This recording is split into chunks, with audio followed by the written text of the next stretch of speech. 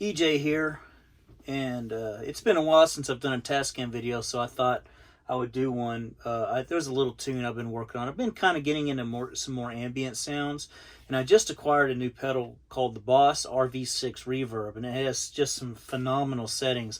And I've been playing it a lot through my Orange Rocker 32 stereo amp in my other room. But I wanted to record that stereo pedal into the Tascam Model 16. And it's just going straight into the board, and I have a little rhythm section that I do, and then I play a little lead using another setting on the pedal.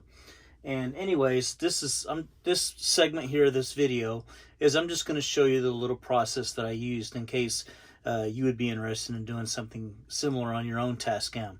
So without further ado, let's get into it.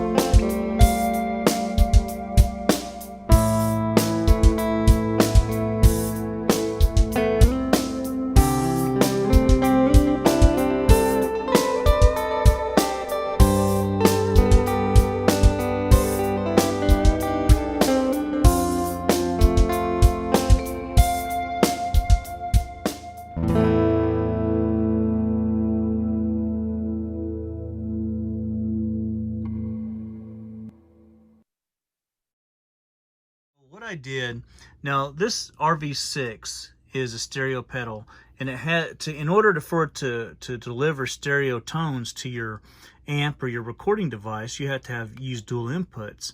Well, not many guitars have dual outputs, so what I've done is I've used my DD3T digital delay, which has one input and dual outputs, and one's kind of like a dry signal, then you actually have the affected signal. And so I ran them into the RV6, and then out in the RV6 I ran it into the board.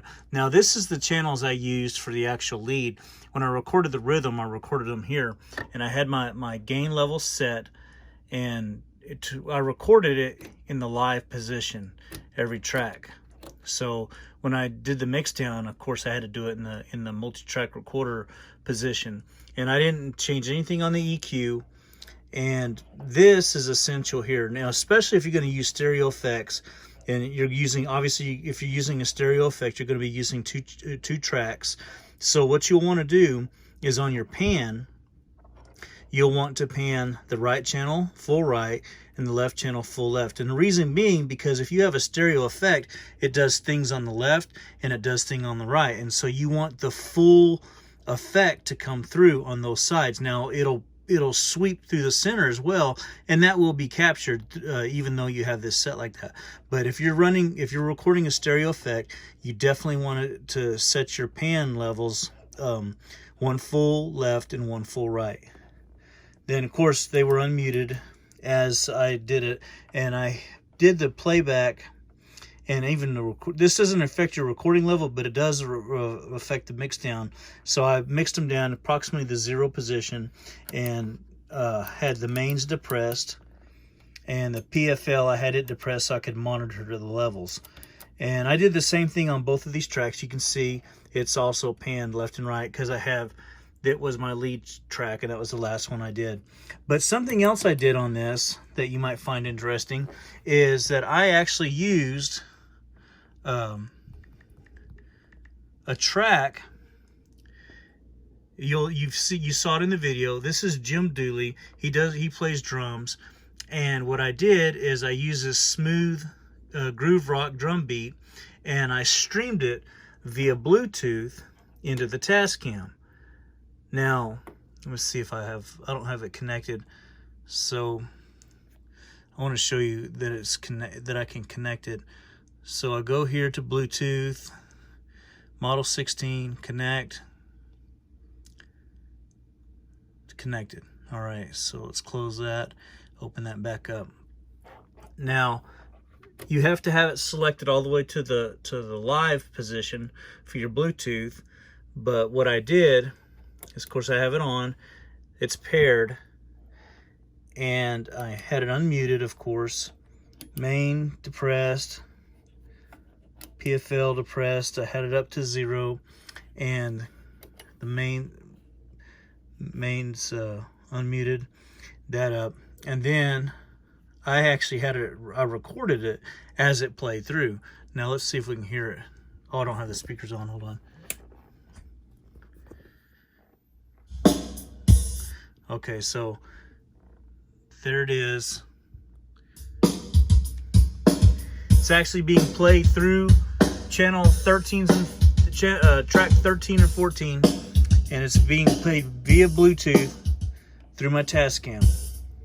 And so I actually just recorded that, and I hit record, and it recorded that. And I recorded my guitar parts and that drum part simultaneously, and I was able to use that without actually downloading anything. And also what I did is on the final mix down, after I recorded my rhythm, after I recorded my lead, and of course the drums were already recorded here, as I did the final mix down, when it came to the end of my track, during the mix down process, I just pulled the fader down here, and you'll notice in the little melody that I played, the drums faded out at the end, and that's how I did it. So that's it. It was just a quick little deal of recording a stereo pedal into the Tascam Model 16. And and also in this, you can see you can record any audio that you stream via Bluetooth onto track 13 and 14. So hope you gained something out there. Also, I just want to let you know, I did go wirelessly, and of course my first pedal in the setup is the tuner, and I'm using my Line 6 G10 relay, and I played it on a Yamaha Pacifica 611, and that's it. One more bit of food for thought. I've had a lot of people ask me in the comments if it's possible to remove the SD card and load it into your computer that way rather than having this thing connected USB. It's absolutely possible. Matter of fact, I have this connected to my desktop Mac, but that thing is so old and slow that I usually don't even like to use it. And that's why, matter of fact, that's why I even got the Model 16, is so I don't have to fool with the computer if I have an idea and I can record it right away onto this device. But what I do now is I'll pop that SD card out of here, and it's in there. I'll pop that out, and I'll take it to my MacBook Pro 16-inch that I just got, and I'll drag it right straight on the desktop, and I can fully edit and mix down my audio on here, save it as a mixed down stereo file onto the SD card, and I'll put it into my laptop, MacBook Pro, and I'll take that audio and put it straight into Final Cut and connect it to my video. And so, yes, to answer any questions, you absolutely can take the SD card out and put it into a card reader on any other device, and it will absolutely do it.